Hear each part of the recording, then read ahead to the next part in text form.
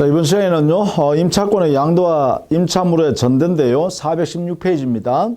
거기에 보면 이 임차권 양도와 전대에서는 기본적으로 민법에서는 임대인의 동의를 받아서 이러한 양도나 전대행위를 해라 이렇게 했어요. 왜냐하면 임대차 계약할 때 임대인은 임차인 너를 믿고 내 물건을 맡겨서 사용하게 하는 거 아니에요, 그죠? 그러니까 임대인의 신뢰를 보호하기 위해서는 만약에 임차인이 사용하는 것이 아니라 다른 사람한테 빌려줘서 사용하게 한다, 또 다른 사람이 사용하게 된다는 그 결과가 나온다면 임대인이 알아야 되죠. 어떤 사람이 사용하는지, 그죠? 그러기 위해서 동의를 받게 하는 거예요. 그래서 여기에 임차권을 임차인이 양도하거나 또는 자기가 맡은 임차물을 다른 사람한테 다시 빌려준다. 이 전대라 그래요. 이런 경우에는 반드시 첫 번째 해야 될 게 뭐예요? 임대인의 동의가 있어야 합니다. 임대인의 동의를 받아야 이런 행위를 할 수 있다. 받지 않으면 하지 못한다 이랬어요. 우리 법에요. 아예 629조에 보면 임차인은 417페이지예요. 임차인은 임대인의 동의 없이 그 권리를 양도하거나, 그 권리가 바로 임차권이죠. 임차권을 양도하거나 또는 임차물을 전대하지 못한다 이랬잖아요. 그러면 못한다 했으니까 이런 행위를 했다면 동의를 받지 않고 만약에 양도하거나 전대했다면 이때는 제재를 가해야죠. 그래서 우리 민법은 여기에 동의받지 않고 양도 전대한 경우에는 임대인은 해지할 수 있다 해서 해지권을 취득합니다. 이런 경우요. 이런 경우. 자, 요게 이제 효과죠. 동의받지 않고 양도 전대했다면 임대인은 임대차 계약을 해지해버릴 수 있다. 그게 바로 629조의 2항에 있죠. 임차인이 전항의 규정에 위반한 때는, 즉 동의받지 않았을 때는 임대인은 계약을 해지할 수 있다. 그 계약이란 말이 바로 임대차 계약이죠. 따라서 임대차 계약을 임대인이 해지할 수 있다. 이 말은 해지권을 가지고 있다. 이런 의미입니다. 이걸 발생시켜서 취득시킨다. 이때요. 자, 임대인의 동의는 어떠한 내용일까? 그것은 418페이지 제일 위에 있습니다. 여기에 임대인의 동의라는 것은 일반적 의사표시를 하는 거죠. 이게요. 그 일반적으로 동의해주는 이 의사표시는 어떠한 역할을 하는 거냐면 바로 이 양도받는 사람, 전대차에 전차 받은 사람, 그 사람이 임대인한테 대항할 수 있는 내용으로서의 대항력 발생하기 위한 요건이에요. 그래서 대항 요건으로서의 동의다. 이렇게 해석해요. 즉 양도 전대차 계약은 임대인의 동의를 받지 않았다고 해서 무효가 되는 건 아니에요. 즉 다른 말로 하면 이 임대인의 동의는 양도행위나 전대차 행위가 유효하기 위한 효력 요건으로서의 동의는 아니다 이 말이에요. 요 의미를 반드시 또 알아둬야 돼요. 임대인의 동의란 것은 양도계약이나 전대차 계약을 유효하기 위해서 필요한 요건이 아니라 대항하기 위한 요건이다. 대항하기 위한 요건이라는 것은 뭐냐면 양수인이나 전차인이 임대인한테 당신 동의해 줬으니까 내가 이 사용하는 것이 적법하지 않냐라고 주장할 수 있다는 거죠. 자, 이런 역할을 하는 것이 바로 대항 요건이다. 자, 이렇게 이걸 꼭 알아두셔야 됩니다. 임대인의 동의는 대항 요건이다. 이 동의하는 방식은 무방합니다. 임차인한테 했던 또는 양수받는 사람한테 했던 전차인한테 했던 동의하면 돼요. 의사표시를 하면 되죠. 다만 이렇게 동의한 후에는 철회하지 못합니다.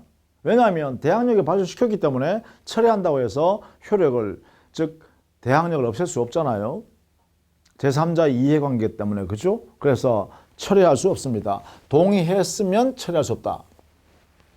자, 이게 이제 임차권 양도 전대에서요. 임대인의 동의라는 이 의미를 해석한 거예요. 임대인의 동의. 자, 그런데 말이죠. 이 동의를 받지 않고 양도 전대하면 이게 뭘까? 바로 이게 무단양도, 무단전대가 되고요. 동의가 있으면 적법한 양도, 적법한 전대죠. 왜? 민법에 적법하게 했으니까. 따라서, 그죠? 자, 그렇다면 먼저 우리는 무단양도, 무단전대를 좀 정리하죠. 양도를 임대인 동의하였으면 문제가 안 생겨요. 그죠? 문제되는 것은 뭐냐? 동의를 받지 않고 한 경우입니다. 따라서 여기에 임차권 양도나 전대가 동의 없이 한 무단양도, 무단전대의 경우요.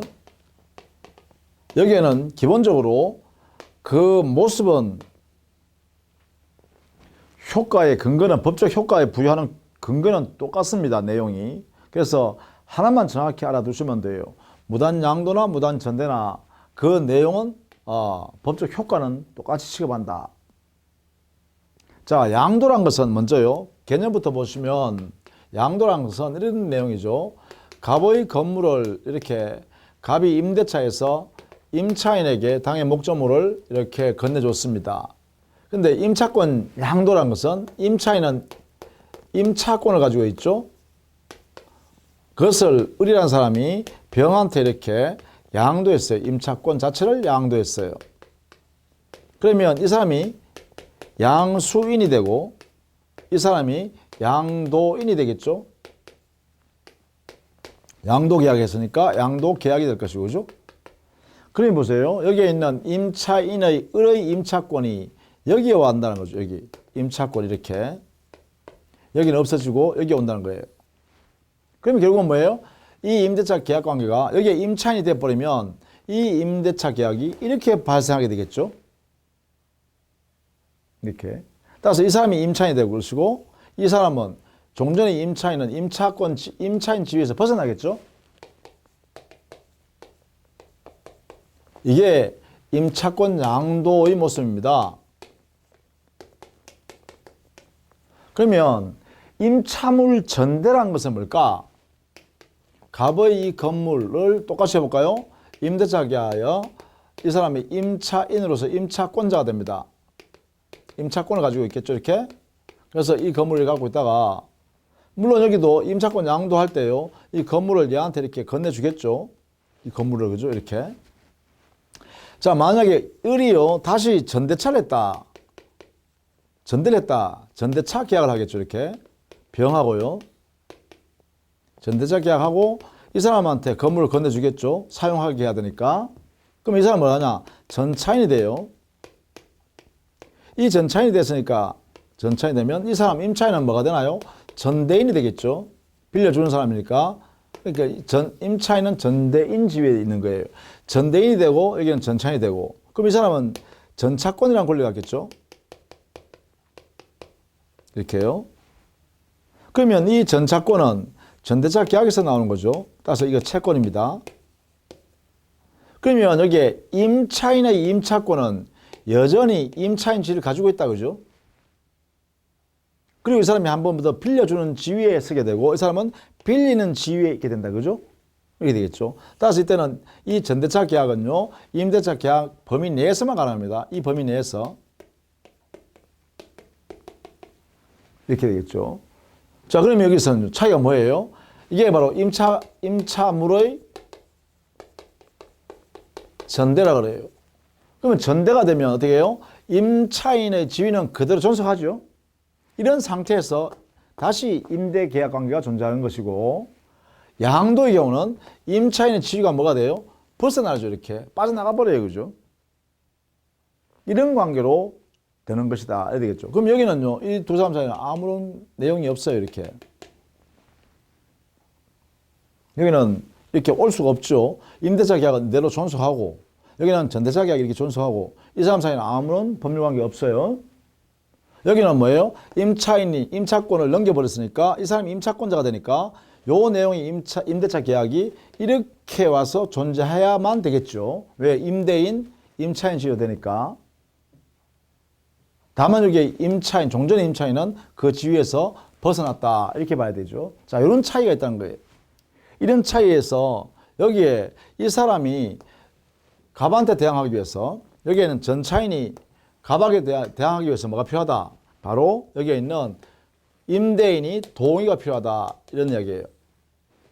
갑이 여기에 전대차 계약에 동의를 해야만 대항력이 생긴다. 이런 이야기예요. 이게 동의가 바로 대항 요건이다. 이런 뜻이에요. 이게 대항이죠. 이렇게. 이게 대항이죠.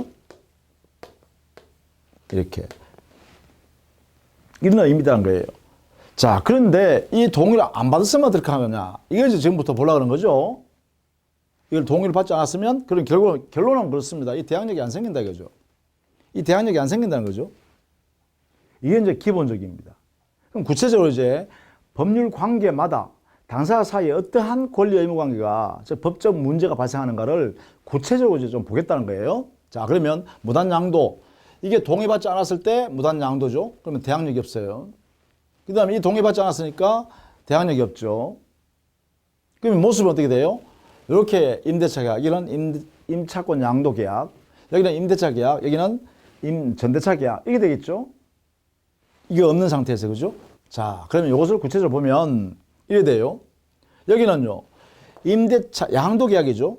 양도 계약은 을과 병이 하는 계약이에요. 따라서 두 사람의 합의가 있으면 이 계약은 뭐예요? 유효한 계약이에요.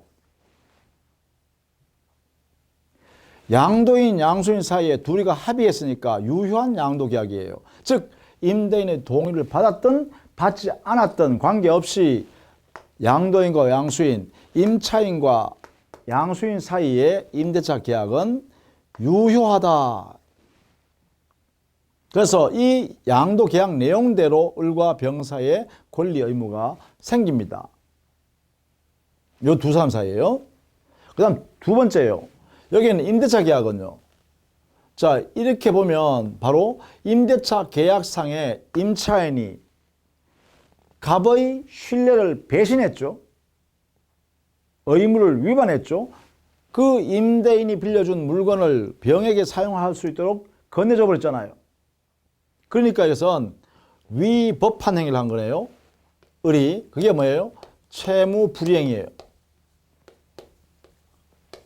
을이 갑에 대해서 채무 불이행하고 있는 거예요. 그러면 갑은요, 이 임대차 계약을 뭐 할 수 있어요? 해지할 수 있다 했죠. 따라서 해지권을 취득하여 발생합니다. 이렇게.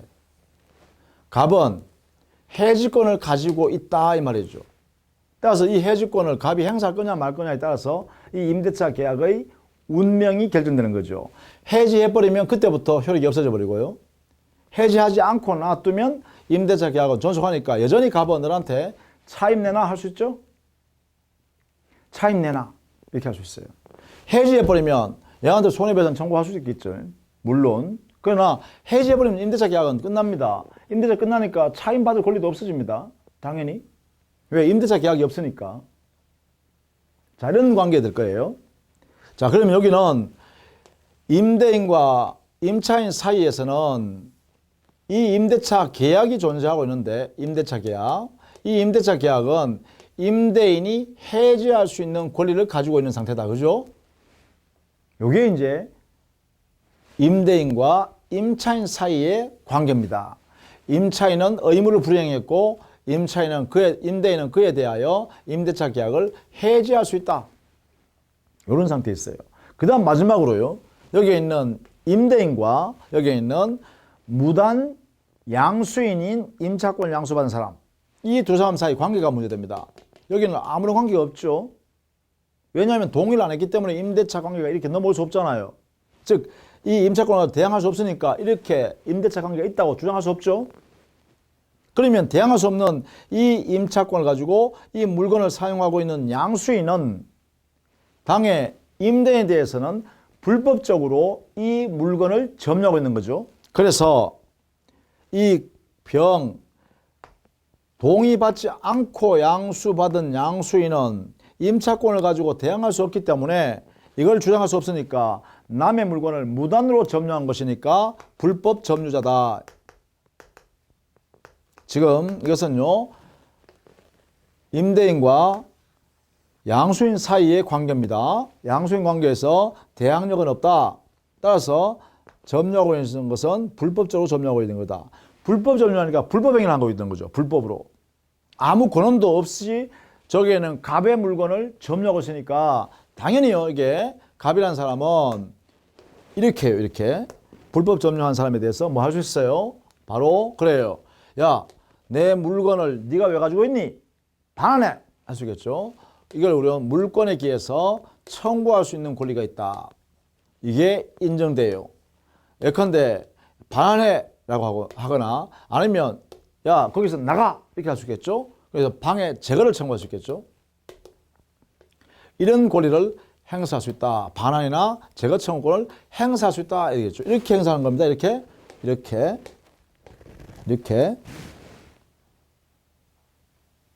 이 건물에서 나가. 키 내놔. 이렇게 할 수 있다는 거죠. 단. 조심해야 될 게 요 반환 청구권이에요. 요 반환 청구권 행사할 때는 이것은요. 임대차 계약을 갑이 해지하지 않았다면 갑은 간접 점유자가 되고 을은 직접 점유자입니다. 이 두 사람 사이는 그죠? 당연히 목적물을 을이 점유하고 있어야 되잖아요. 그러니까 임대인이 임대차 계약을 해지하지 않고 있는 상태에서 당해 임차권 양수인한테 당해 물건을 내놔 반해라고 할 때는 자기에게로 반환을 청구할 게 아니라 임차인한테로 반환해라 라고 청구해야 돼요. 여기에요. 반환 청구는 원칙적으로 임차인에게로 반환할 것을 청구하는 것이 원칙입니다. 만약에 자기에게로 반환하라고 청구하려 그러면 자기에게 임대인 자신한테도 내놔 내한테 넘겨줘 라고 하려 그러면 임차인이 반환받기를 거부하거나 임차인이 나가버렸기 때문에 어디가 있는지 알 수 없어서 반환받을 수 없는 상태가 됐거나 아니면 임대차 계약을 임대인이 해지한 후라면 자기에게로 반환을 청구할 수 있습니다. 자, 이렇게 정리하겠죠. 자, 두 번째요. 이 양수인이 불법적으로 점유했으니까 불법 행위를 저지른 거예요. 즉 갑의 동의도 없이 갑의 재산을 자기가 점유하고 사용하잖아요. 그러면 이 사람한테 임대인한테 손해가 발생하는가라는 것을 살펴볼 필요가 있죠. 따라서 두 번째, 손해배상 청구권을 행사할 수 있지 않겠는가? 이게 문제가 돼요. 즉 임대인은 양수인에 대하여 손해배상을 청구할 수 있는가? 자, 여기 대해서요. 원칙은 이게 불법으로 점유함에도 불구하고 안 된다는 거예요.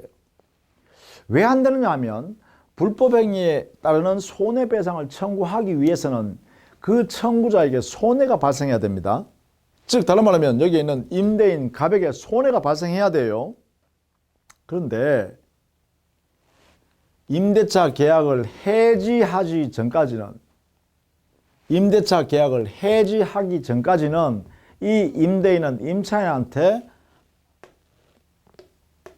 차임 지급을 청구할 수 있는 권리가 이게 존재합니다. 그러면 차임 지급 청구할 권리가 임차인한테 존재하기 때문에 해지하기 전까지는 이 차임 지급을 청구함으로써 손해가 발생하지 않습니다.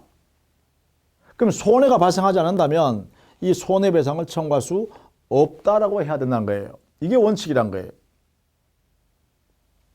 그런데 그러면 그렇다면 이렇게 되겠죠. 만약에 예외적으로 그럼 손해배상 청구할 수 있을 수도 있겠네. 예외적으로 있을 수 있겠죠. 어떻게 해요? 만약에 임대인이 임대차 계약을 해지했다면 해지해버리면 임대차 계약이 없어지잖아요.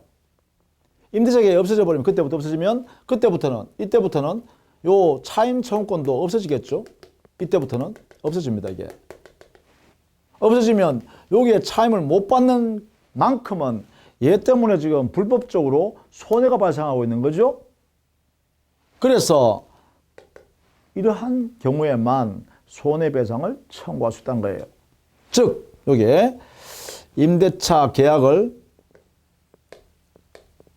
해지한 후 이때만 손해배상 청구권을 임대인이 양수인에 대해서 할 수 있다. 이렇게 되겠죠. 그래서 여기에 물권 청구권에는 반환 청구권을 인정하는 방법을 이해하고 계셔야겠고, 손해배상 청구권에는 요 예외, 손해배상 청구권을 인정할 수 있다라는 요 예외를 여러분이 이해하고 있어야 됩니다. 원칙은 손해배상을 청구할 수 없다가 원칙입니다. 이 부분요. 자, 요렇게 정리해 둬야 합니다. 그러면 여기에 무단 전대차예요. 이것도 마찬가지예요. 여기에 임대차 계약, 전대차 계약이죠. 여기는 임대차 계약은 존속하고 전대차 계약을 전대인과 전차인 사이에 계약했잖아. 그죠? 이 전대차 계약은 당사자 을과 병의 합의에서 이루어졌기 때문에 유효입니다. 동의를 받았든 안 받았든 관계없이 당사자 합의대로 유효해요. 그러면 이 전대차 계약 내용대로 을과 병은 권리 의무, 즉 채권 채무를 주고 이행해야 됩니다. 그 다음 두 번째요. 여기 임대차 계약에서 보면 이 전차인은 동의 없는 상태에서 갑의, 임대인의 신뢰를 배신하여 타인에게 사용하게 했기 때문에 채무불이행이죠. 채무불이행이니까 여기 있는 임대인은 그래요. 임대차 계약을 뭐 할 수 있어요? 해지할 수 있는 권리를 가지게 되겠죠. 이렇게요. 따라서 임대인은 해지할 수도 있고 해지 안 할 수도 있고 그렇습니다. 해지하면 임대차 계약상의 차임을 받을 수 없고, 해지하기 전까지는 갑은 을에 대해서 차임을 계속 받을 수 있다 이 말이지. 자, 그 다음에 여기에는 임대인과 여기에는 전차인 사이 법률관계. 여기는 두 사람 사이 아무 법률관계 지금 없죠. 명시적으로 한 게 없단 말이에요. 그리고 대항력도 없죠. 전차인은 전차권을 가지고 갑에 대해서 대항할 수 없습니다. 그렇다면 어때요? 당연히 이 사람은 점유는, 이 물건의 점유는 권한도 없이 불법적으로 점유하고 있죠. 불법 점유입니다. 자, 그러면 이 원리가 똑같잖아요. 불법 점유였으니 여기에 갑은 병에 대해서요. 야, 내 물건 반환해라. 물권적 청구권을 행사할 수 있을 것이고, 이때 물권 청구권은 반환 제거에 청구할 수 있겠죠. 반환 청구도 할 수 있을 것이고 제거 청구도 할 수 있을 것이다. 이때 반환 청구권은 그래요. 해지하기 전까지는 을한테로, 다만 을이 반환받기를 거부하거나 을이 반환받을 수 없는 상태이거나 또는 갑이 해지한 후라면 반환은 자기에게로 반환하라 청구할 수 있다는 거죠. 똑같습니다. 내용이 똑같아요. 그 다음에요. 두 번째, 손해배상 청구할 수 있는가? 이것도 마찬가지입니다. 이것도요. 원칙은 손해배상 청구할 수가 없다. 예외 인정된다. 어떨 때 인정된다? 그래요. 임대인이 임대차 계약을 해지한 후라면, 그죠? 해지 후에만 손해배상을 청구할 수 있다. 이래 되겠죠. 왜냐하면 해지해버리면 차임을 받을 권리가 없고 차임을 못 받는 만큼 갑에게는 손해가 발생하고, 손해가 발생한 것은 얘가 지금 불법 점유하고 있으니까 손해가 생기는 것이 된다. 그죠? 따라서 이때는 해지하고 손해배상을 청구할 수 있다. 이래 되겠죠. 자, 그렇다면 이 두 개의 무단 양도나 무단 전대의 경우에 법적 문제의 판단은 동일하다. 어느 한계를 알더라도 좋다는 것입니다. 이렇게 정리를 해 두시자라는 것이에요. 자, 그 다음에 세 번째요. 적법하게 양도됐거나 적법하게 전대되면 어떻게 될까? 동의하에 이루어진 거죠. 임대인의 동의하에 이루어진 경우. 그러면 보세요. 적법하게 양도돼 버리면 양수인과 임대인 사이에, 임대인과 양수인, 이 양수인이 바로 임차권 양수받은 사람이잖아요. 그럼 이 사람이 임차인이 되고, 그 다음에 임대인이 여전히 임대인 아닙니까? 독립했으니까 뭐예요? 이 두 사람 사이에 임대차 계약이 그대로 존속한다 이러면 되겠죠? 종전의 임차인은 그 지위에서 벗어나고죠. 이런 상태로 적법하게 존재하게 되겠죠. 여기는 큰 문제가 없습니다. 그러면 여기요. 적법 전대차가 이루어졌을 때 이것만 좀 정리하면 되겠네요. 자, 이것만 정리를 해서 여러분이 이해를 해야 합니다.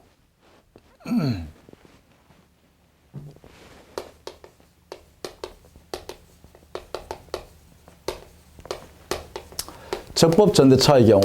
자, 이것도요. 법률 관계를 잘 이해해 두시기 바랍니다. 예컨대 갑의 건물을 을에게 임대했다. 그래서 을이 그 건물을 임차인 지위를 그대로 가지고 있으면서 다시 전대인이 되었다. 그러면 병한테 이렇게 전대했겠죠.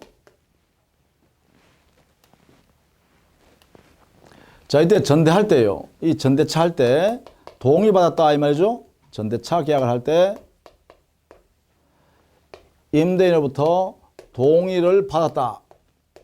동의하에 이루어졌다. 라고 하면 이 사람은 적법 전차인이 되죠. 이게 되죠.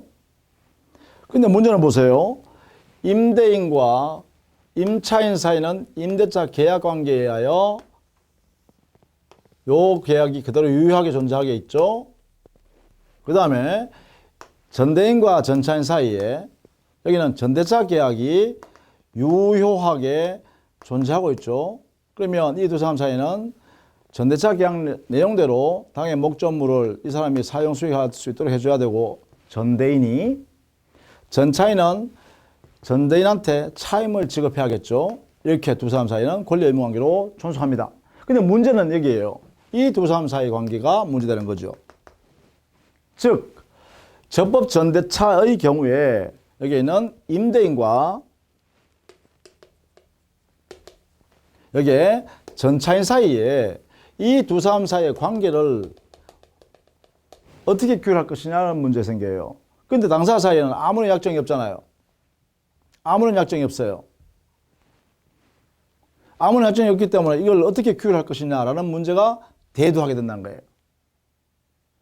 여기에서 우리 민법은 법 규정에 의해서 임대인을 보호하는 방법, 전차인을 보호하는 방법을 법의 규정에 의해서 만들어 놨습니다. 자, 이때 임대인에게는 임차인에 대하여 권리만 가집니다.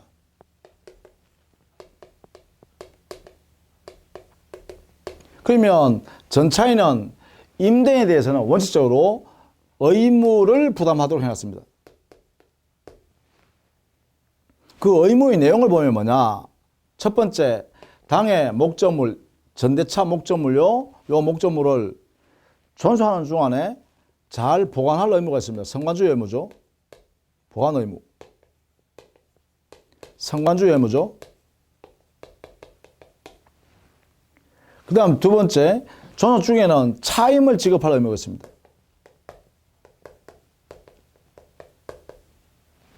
차임 지급 의무. 세 번째는요, 당의 임대차가 종료되고, 임대차가 종료되면 전대차 계약도 종료돼야 돼요. 왜냐하면 임대차 계약 범위 내에서만 전대차 계약이 유효하기 때문에 그렇죠. 그러면 임대차 계약이 종료되고 전대차 계약이 끝나면 당의 목적물을 바로 임대인한테 반환할 의무가 있어요. 따라서 목적물 반환 의무, 원상회복에서 반환해 줄 의무가 있어요. 이런 의무를 전차인에게 부과시킵니다. 자, 여기서요, 의미가 있는 게 바로 이거죠. 차임 지급 의무요. 자, 여기에는 전차인은 전대인에 대하여 차임 지급할 의무가 있다 했어요. 이렇게. 그러면 다시 또 이렇게 차임을 지급해야 되나? 그럼 두 번 지급해야 되나요? 그건 아닙니다. 요 차임 지급 의무를 제한적으로 해석합니다. 어떻게 제한적으로 해석하냐면 전대차 계약상의 차임 지급 시기, 정해져 있는 시기보다 이 병이 차임을 먼저 전대인한테 지급해버렸네요. 먼저 지급했는데도 불구하고 이 임차인이 임대인한테 차임을 지급을 하지 않았네요. 이렇게 차임 지급을 안 했네요. 이런 경우에 이 임대인은 차임 지급 청구권을 두 개를 인정해 주겠다는 거예요. 누구한테 행사해도 좋다 이거예요. 자주간 차임 받는 방법은 권리를 두 개를 행사해서 둘 중에 아무거나 네가 행사해서 차임을 받으라는 거예요. 그게 뭐냐? 바로 당연히 임대인은 임차인한테 차임 내놔 이 청구를 행사할 수도 있고 여기에요. 이 의무를 부담시켜놨기 때문에 임대인은 그런 경우에만 전대차 계약상의 차임 지급 시기보다 먼저 전차인이 차임을 지급했음에도 불구하고 임차인이 임대인에 대해서 차임을 지급하지 아니한 경우에 그때 임대인이 전차인한테 차임의 지급을 청구를 했을 때 이를 전차인은 전대인이 임차인한테 차임을 지급한 것을 이유로 대항할 수 없습니다. 거절할 수 없습니다. 이게 바로 차임 지급 의무입니다.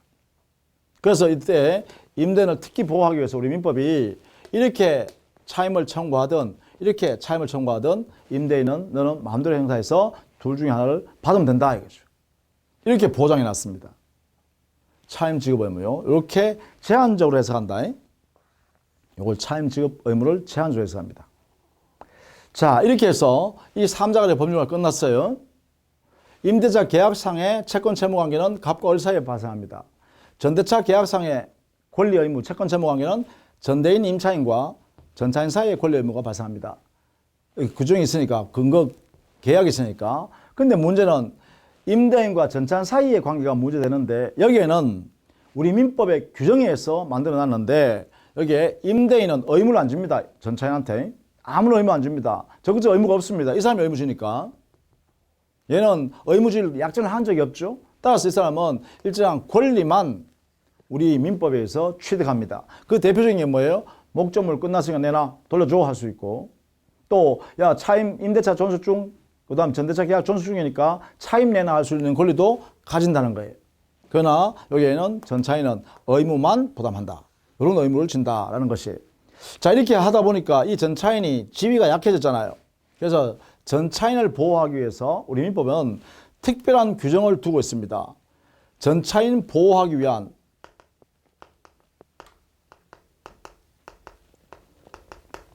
특별 규정으로 4가지를 두고 있습니다.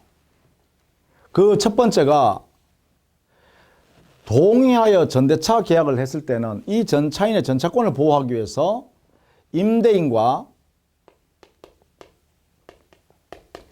임차인은 자기들이 합의에 의하여 해지하는 이런 행위를 할 수가 없습니다.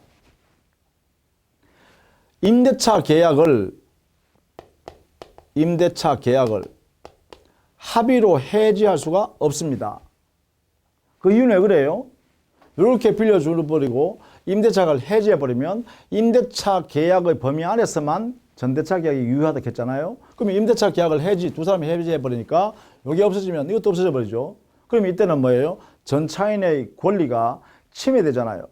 그래서 아예 법에다가 당사자는 임대인과 임차인은 적법한 전대차가 된 이후에는 당사자 합의로 이 임대차 계약을 해지하는 것은 안 된다.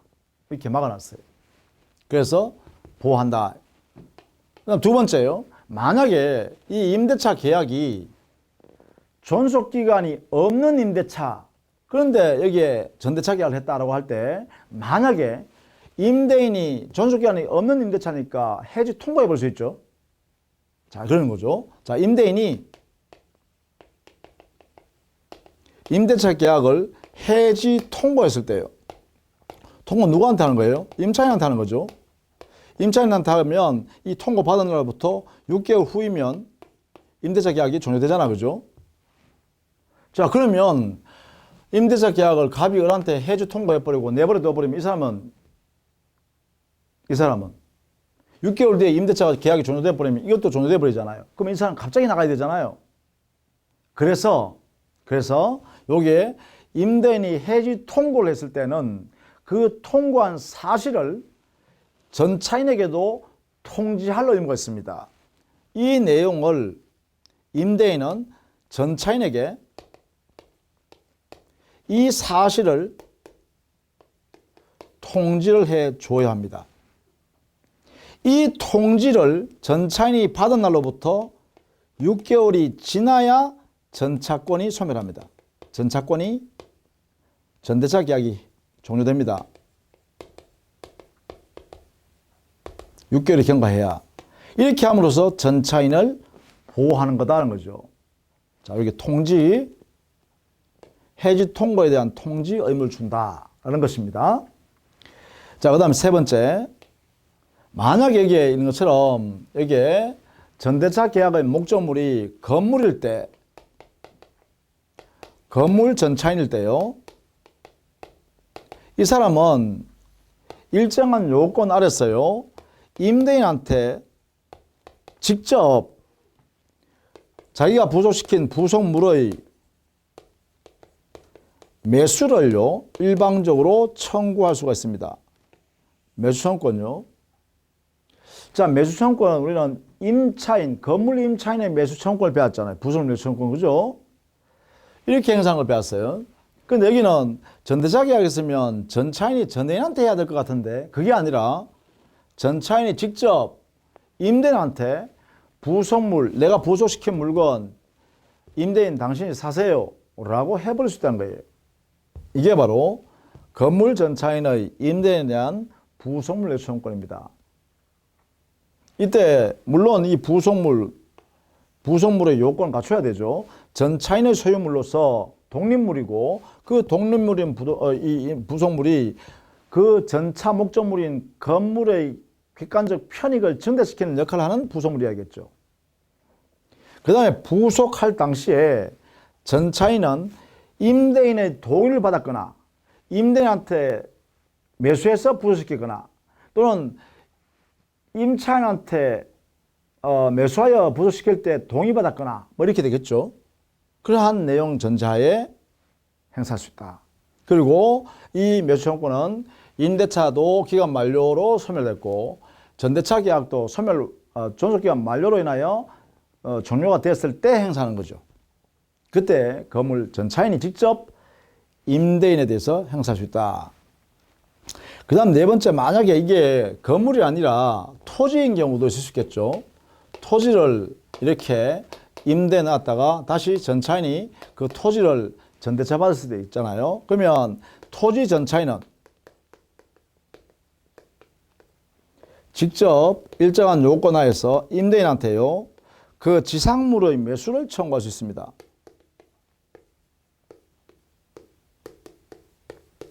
매수를 이렇게 청구할 수 있습니다. 이렇게. 물론 이 지상물은 우리가 토지 임차인의 지상물 매수 청구권 있죠. 그 요건을 그대로 여기다 적용하는 겁니다.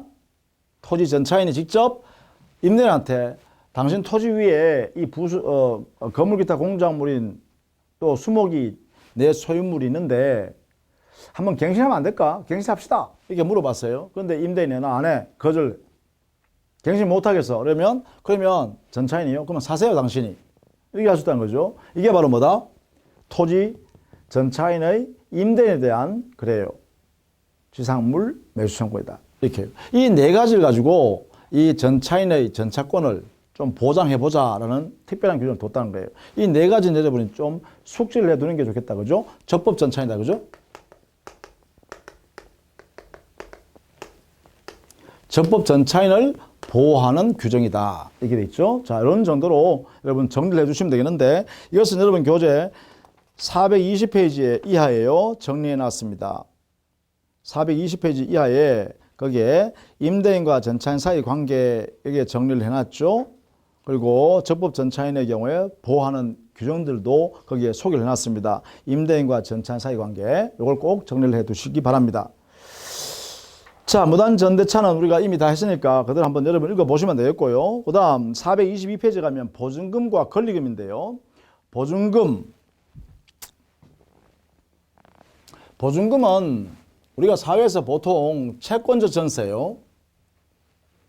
그럴 때 이제 보통 보증금 목돈을 지급하고 임대할 경우에 하는 거죠. 이때 보증금은 기본적으로요. 보증금 계약을 통해서 이루어집니다. 이 보증금 계약에 의해서 이 보증금이 정해지는데 이 성질은, 계약의 성질은 임대차 계약의 종된 계약으로서 요물 계약입니다. 즉 보증금을 현실적으로 교부해야 보증금 계약이 완성된다.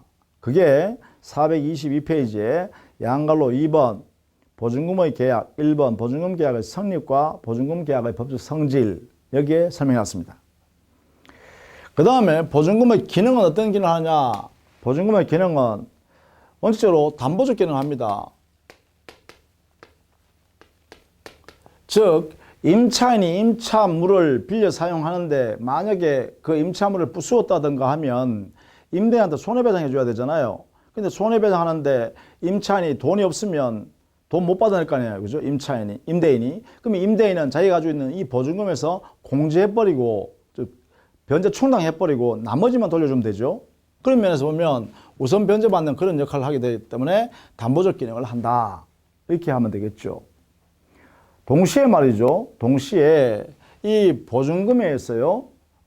당의 목적물에 보증금의 목돈이면 목적물 사용 대가로서의 이자 상당액이 바로 사용 대가로서의 지급하는 거죠. 나중에 보증금 돌려줘야 되니까 그런 역할을 하고 있다. 이렇게 보시면 돼요. 자, 이때 특히 보증금에서요. 월세를 줘야 될 때는 그 월세 차임 매 기마다 지급해야 할 차임을 연체했을 때요. 이때 보증금에서 연체 차임을 충당을 할 수 있습니다. 이렇게요. 연체 차임에 대한 충당을 할 수 있어요. 보충해 볼 수 있다는 거죠. 다만 이 충당하는 것은 임대인의 권리입니다. 충당할 것인가 말 것인가는 임대인의 권리예요. 그래서 연체하고 있는 임차인이 야 보증금 줘놨으니까 거기서 충당해 가세요. 빼내 가세요. 이렇게 할 수는 없어요. 의무가 아니니까. 자, 이런 내용을 여러분 이해하시면 되겠고, 그 다음 네 번째, 임대차가 종료가 되면 이때는요 보증금 반환 청구권이 임대인의 의무로서 임차인에게 권리로 발생합니다. 보증금 반환 청구권이 발생해요. 자, 종료가 되면 보증금 반환 청구권이 생긴다. 이게 생긴다. 그렇다면 이렇게 되겠죠. 임대인은 임차인한테 야 임대차가 종료됐으니까 그 임차 내가 빌려줬던 임대물 반환해 이렇게 하죠. 따라서 이 보증금 반환 청구권하고 임대물 반환 청구권하고가 동시이행관계다라고 보는 거예요. 이 두 개는 동시이행관계다. 이렇게요. 이게 통설이고 판례라고 보시면 되겠죠. 이렇게요. 즉 임대차가 종료되는 때 이 두 개는 동시이행 관계로 성립한다. 이렇게 정리해 두시기 바랍니다. 그게 422페이지에 있어요. 다만 이 보증금에 관해서는 우리 민법에는 규정이 없죠.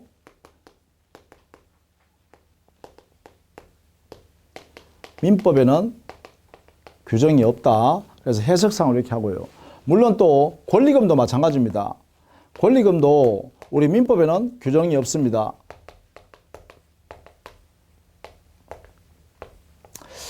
따라서 이거는 상가건물 임대차 보호법에 가면 권리금에 관한 약정이라든지 이게 권리금이 뭔지 이에 대한 법적 규정이 있으니까 상가건물 임대차 보호법에 가서 구체적으로 보는데 여기서는 권리금요.